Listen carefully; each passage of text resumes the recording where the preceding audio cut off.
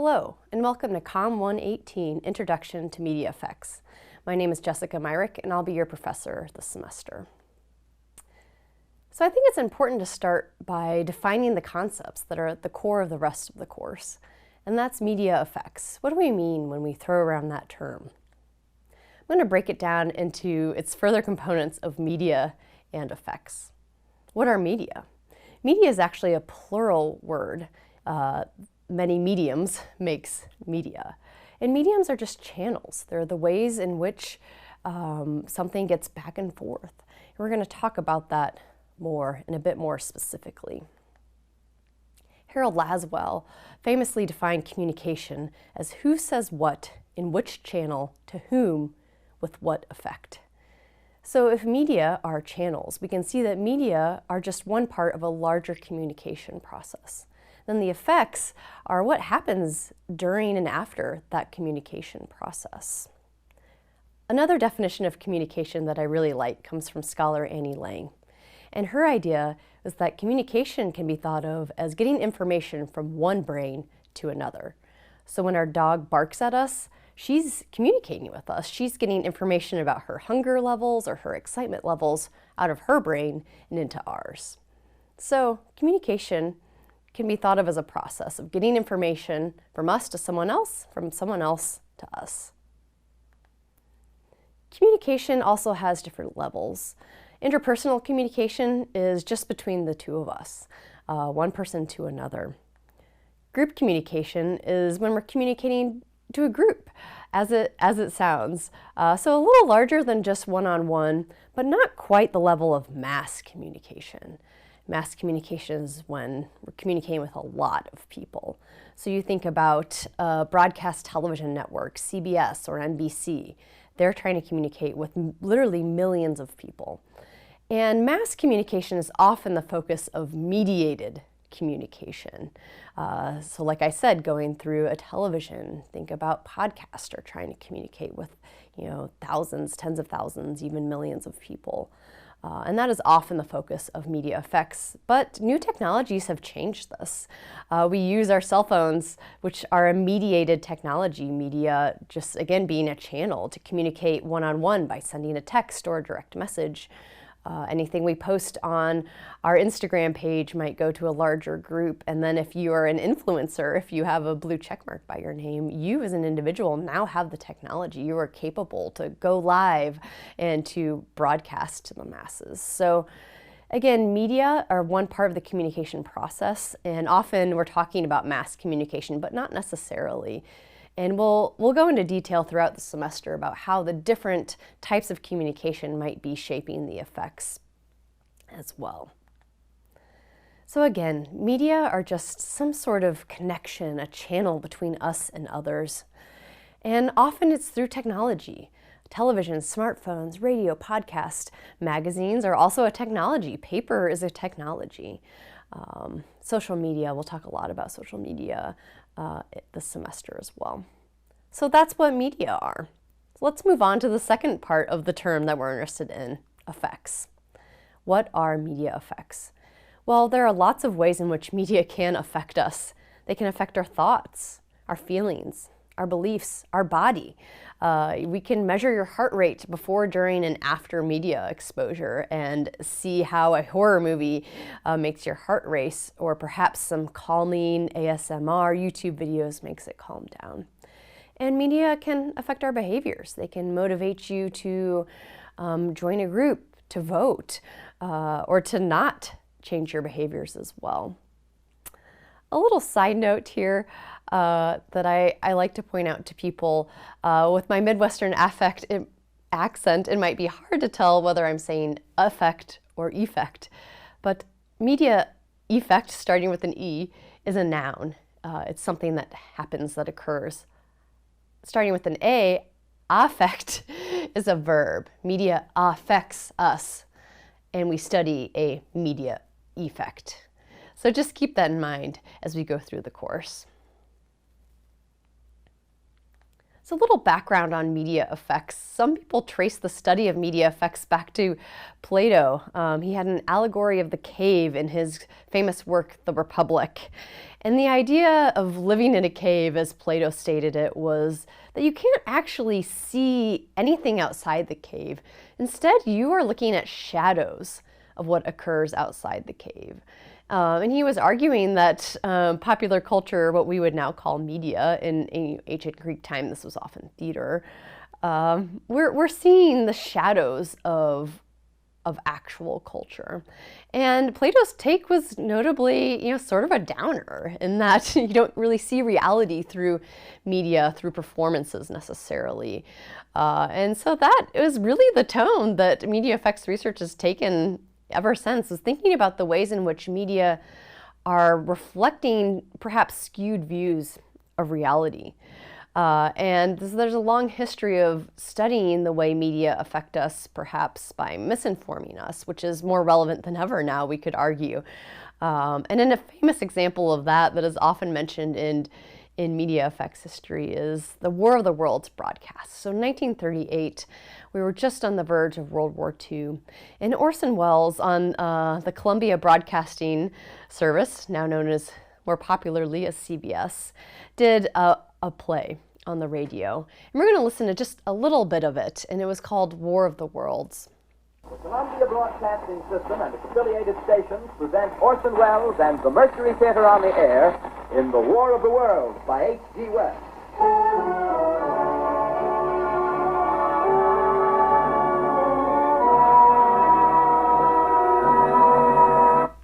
All right, so that was the introduction, and keep in mind at this time, many people don't have televisions. And so lots of people are around the radio every night listening to the latest entertainment. And so this was a fictional broadcast, but many people missed that at the beginning. And this was a dramatization of a novel that was about an alien invasion. So later we can hear the fictionalized detailing of the Martians.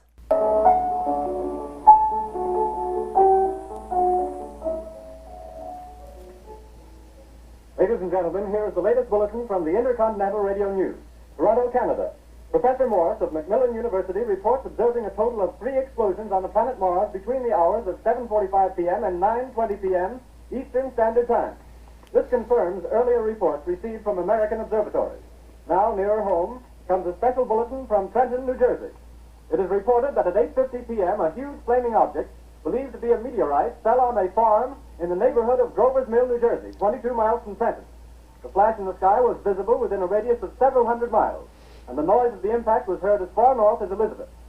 We have dispatched a special mobile unit to the scene, and we'll have our commentator, Carl Phillips, give you a word picture of the scene as soon as he can reach there from Princeton. As you can tell, it was made to sound like a real newscast, and many listeners thought it was. Some people thought Martians were invading. Others in the build-up to World War II, where tensions were high, thought maybe the Germans were invading.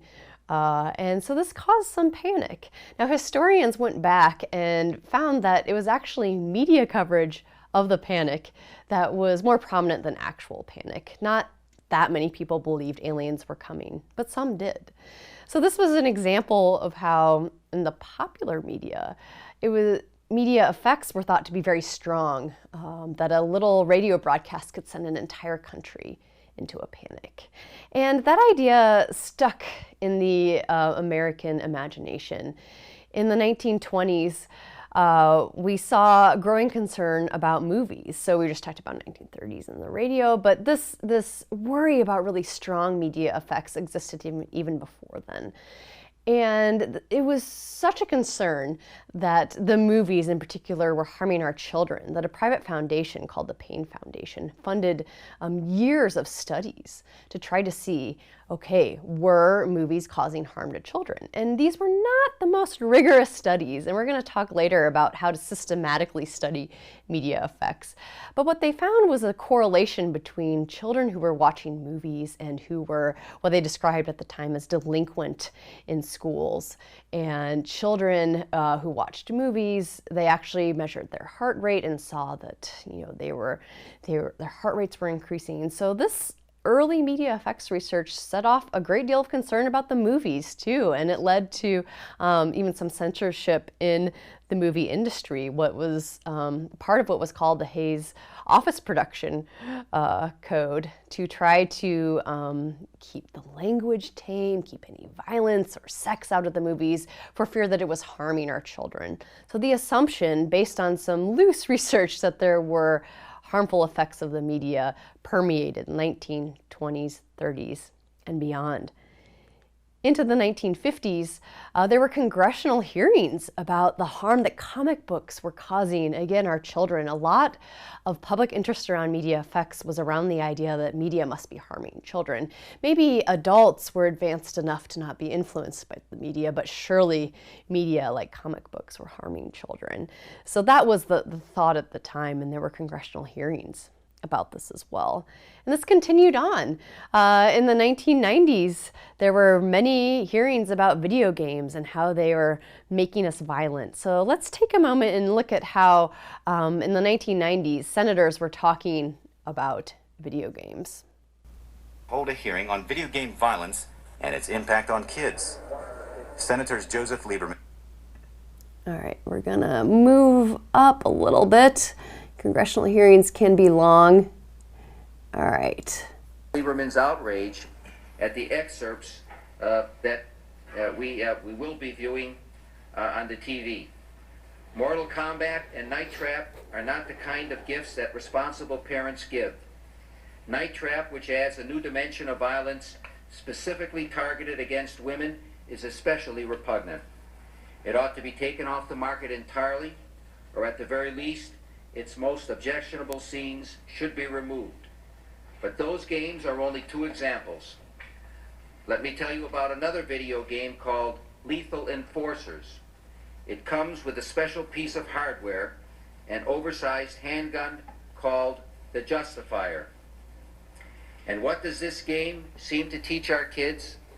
Basically, that a gun can solve any problem. With Lethal Enforcers, sometimes the player hits innocent bystanders. In that case, blood splatters to the ground. As you can see, this theme of moral panic over especially new mediums that the public was less familiar with, that adults were less familiar with, is a continual theme. We see that now in discussions about how social media are or are not harming our kids and adolescents. I know when I was a kid, my parents wouldn't let me play Mortal Kombat, so whenever we went to Target, there was a little display set up where you could play Mortal Kombat, and I would always go play it. And I ended up being a professor, so you know, it's hard to say if these games had negative effects or not. And we'll talk specifically about that area of research later as well. But what I hope you're taking away from this is the theme and the way history repeats itself, and that we're always a little fearful of new media technology because we spend a lot of time with media, and media are such an important part of our society. And the public's understanding of media effects influences our world. So that's why it's really powerful for you all to understand the science behind media effects. So one of the results that came from that Senate congressional hearing was actually a rating system. Those of you who play video games may be familiar with the Entertainment Software Rating Board. And if you go to Target nowadays and try to buy a video game, you'll see them with these different ratings. And that was the industry's attempt to self-regulate so that Congress would not come in and pass laws to regulate themselves. So in sum, again, the theme has kind of been of our public understanding of media effects, that media are often bad. They can make us violent. They can make us dumb. They can make us lazy. There's a lot of fears around television and research demonstrating a correlation between increased viewing of television and childhood obesity. They can make us mindless sheep, that we don't think for ourselves, that television results in sort of a homogenation of our ideas. And this is very extreme verbiage to talk about, but it is not uncommon to hear these views in the public. So what I hope this course will do for you all is to make you think critically about our assumptions about the ways in which media affect us, and to look at some of the actual research to see, you know, do the media make us more violent or dumb or lazy mindless sheep. And what I also hope we do in this course is expose you to the ways in which media may help us. You all may be a little too young to remember this ad campaign. These were the crash test dummies. In 1985, only 21% of Americans were wearing their seatbelts. And so out of a partnership between the Ad Council, the Leo Burnett advertising firm, and the U.S. Department of Transportation, Vince and Larry, the crash test dummies, were born. And seatbelt use went up. This campaign started in the 80s. By the time Vince and Larry retired in 1999, that seatbelt use number went up from 21% to 67% of Americans regularly using their seatbelt. It's estimated that Vince and Larry campaign probably saved about 100,000 lives. So media can help us too. And that's just one example. And we'll talk about a lot more where media may shape our lives and shape our society for the better. So in general, there's that question, are media bad or are they good? Do they hurt us or do they help us? And the other question that researchers are really interested in is how strong are media effects? And the old original view that surfaced after the World Wars and the study of propaganda was the idea of the hypodermic needle. And the hypodermic needle model of media effects was the idea that anything we saw on media was basically injected into us. We could see a poster, we could listen to a radio broadcast and instantly believe whatever we were told. And your intuition may be that, that doesn't quite map onto your own experience. And that would be correct. That would be what most research finds, is there's usually no magic bullet or hypodermic needle message that everyone instantly believes or adopts. Instead, there are other variables, other factors that shape the ways in which media affect us. And that's really where media affects research is now. Is this idea that for some people there may be strong media effects, for other people there may be very limited, very weak, or even no media effects.